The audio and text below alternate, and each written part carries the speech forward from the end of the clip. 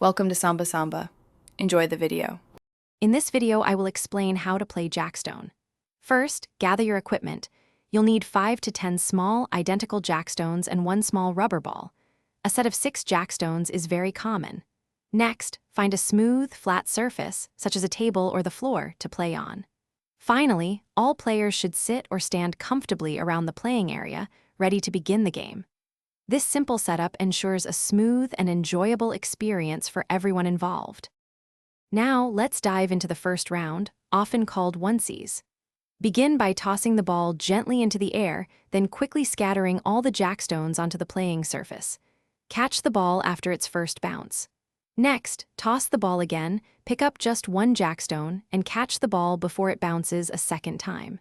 Repeat this process, picking up 1 Jackstone at a time, until you have successfully collected all of them. It's a great way to practice your hand-eye coordination. Once you've mastered onesies, you'll move on to more challenging rounds like twosies and threesies. In twosies, after tossing the ball, you must pick up 2 Jackstones simultaneously with one hand before catching the ball. For threesies, the challenge increases as you collect 3 Jackstones at once.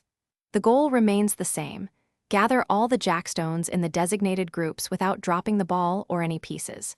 Precision and speed are key here. As you become more skilled, you can progress to 4sies, 5sies, and even more creative variations.